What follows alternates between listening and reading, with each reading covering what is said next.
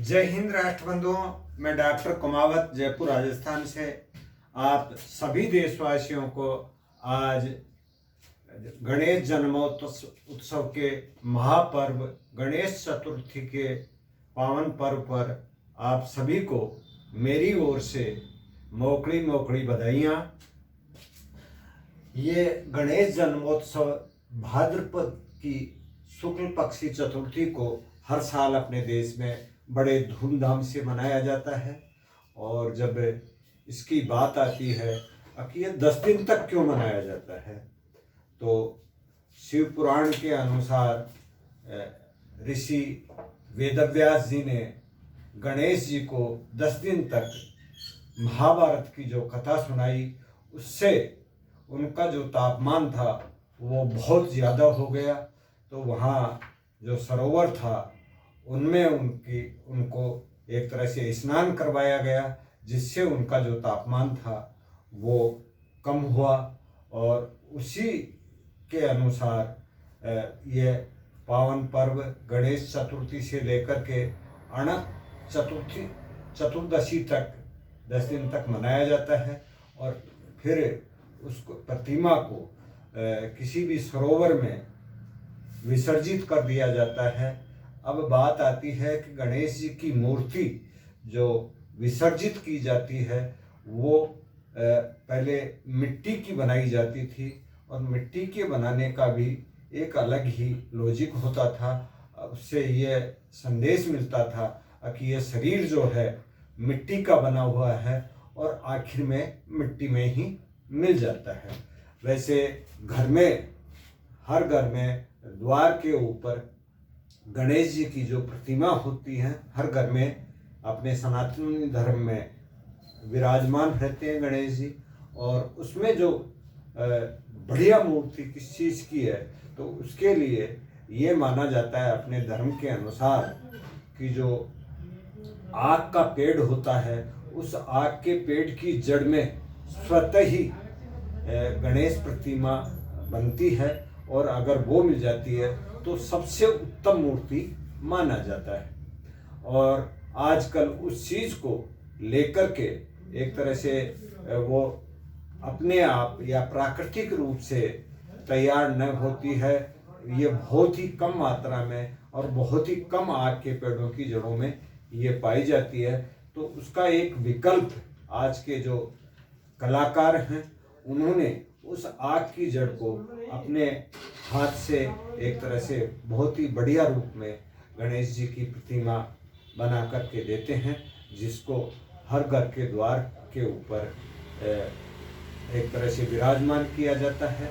और फिर बात आती है दूसरे नंबर पे, तो पत्थर की मूर्ति को भी लोग काम में लेते हैं, मिट्टी की मूर्ति को भी काम में लेते हैं।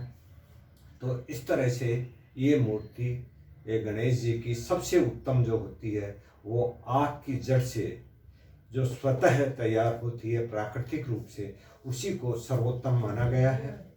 अब बात आती है कि ये गणेश उत्सव 10 दिन तक या क्यों मनाया जाता है, इसके पीछे जो कथाएं हैं, जो अपने सनातन धर्म के शिव पुराण में भी मिलती है कि ये क्यों मनाया जाता है, कैसे गणेश जी का जन्म हुआ। तो कहते हैं माँ पार्वती एक दिन एक सरोवर पे उनका जो आश्रम था उसमें स्नान करने के लिए जब तैयारी कर रही थी, तो वहाँ पहले आज की तरह ये बाथरूम तो होते नहीं थे कि जा कर के बाथरूम में कुंडी बंद करके अपना स्नान कर लें। तो घर के आंगन में जो सरोवर होता था, आश्रम के आंगन में जो सरोवर था, उसी के अंदर वो स्नान करने की तैयारी कर रही थी। तो वहाँ द्वार पे कोई ऐसा आदमी चाहिए था जो अंदर कोई भी आदमी आए उसको रोक सके।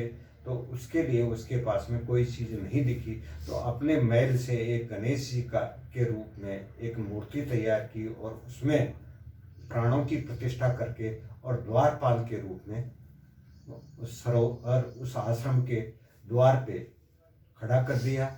जब शिवजी आए तो शिवजी को गणेश जी ने रोका, और रोका तो शिवजी ने अपना अपमान समझा, और उन्होंने उस बालक के शरीर से सबको अलग कर दिया और अंदर आ गए। जैसे ही वो अंदर आते हैं तो माँ पार्वती ने 2 थालियों में भोजन लगा रखा था। तो शिव जी ने पूछा कि ये 2 थालियाँ आज क्यों सजा रखी हैं? तो उन्होंने कहा, एक अपना पुत्र है वो जो द्वारपाल पे खड़ा है और उसके लिए है, एक आप प्राणनाथ आपके लिए है। तो उन्होंने कहा, मैंने तो उसका वध कर दिया। और वो बिल्कुल बहुत ही व्यथित मन से ये बात उनको कही। तो माँ पार्वती व्याकुल हो गई, रोने लग गई। तो शिवजी बाहर आए और बाहर आकर के उत्तर दिशा में उन्होंने प्रस्थान किया। तो उनको एक हाथी का बच्चा मिला, उसका शव ला करके उस धड़ के ऊपर विराजमान करके पुनः उनमें प्राण प्रतिष्ठा की। उसके बाद में नीचे का जो शरीर है गणेश जी का, वो मानव के रूप में है और जो ऊपर का हिस्सा है वो एक हाथी के बच्चे से था। तो इसलिए उसके बाद में इनका गजानंद नाम पड़ा और तब से इस बालक की पूजा होने लगी। तो जब पूजा की बात आई तो सभी देवताओं ने ये तय करने के लिए शिव जी के पास में आए, पूजा में प्रथम पूजा किसकी होनी चाहिए। आज के समय में उसको अध्यक्ष कह सकते हैं। तो अध्यक्ष के रूप में हम किसको माने? तो शिव जी ने कहा कि जो भी आप में से इस पृथ्वी के 3 परिक्रमा लगा करके पहले आ जाएगा, उसी को आपका अध्यक्ष या प्रथम पूज्य देव माना जाएगा। तो गणेश जी सभी देवता अपनी अपनी सवारियों से के ऊपर विराजमान होकर पृथ्वी के चक्कर लगाने के लिए निकल पड़े। गणेश जी की सवारी मूषक थी। तो उन्होंने सोचा अपन इस अपनी सवारी से तो कई दिन में ही पृथ्वी के चक्कर नहीं लगा सकते।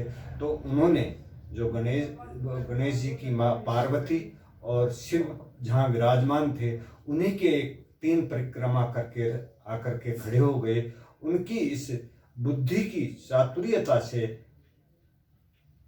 भगवान शिव ने उनको सर्वबुद्धि और सर्वप्रथम पूज्य देव के रूप में मानने के लिए सभी को कहा। और उसके बाद में सभी देवता इसको प्रथम पूज्य देव के रूप में अपन सभी सनातन धर्म के लोग मानते हैं।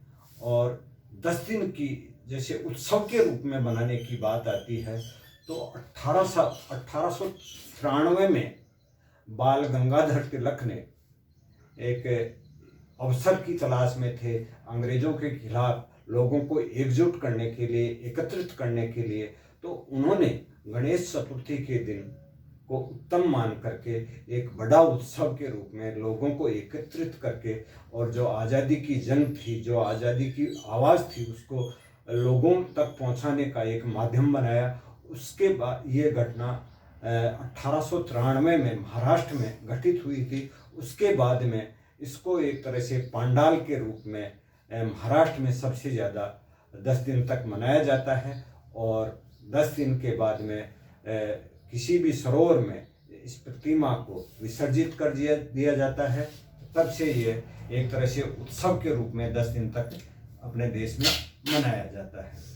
तो मैं आप सभी देशवासियों को आज इस गणेश चतुर्थी के पावन पर्व पर पुनः मोकड़ी बधाइयाँ देता हूँ और परमपिता गणेश जी से कामना करता हूँ कि आने वाला जो समय है, इस कोविड-19 की जो आपदा थी, उससे उभर करके अपना देश चहुमुखी विकास करे, हर मानवी का मंगल हो। इन्हीं कामनाओं के साथ जय हिंद, जय भारत।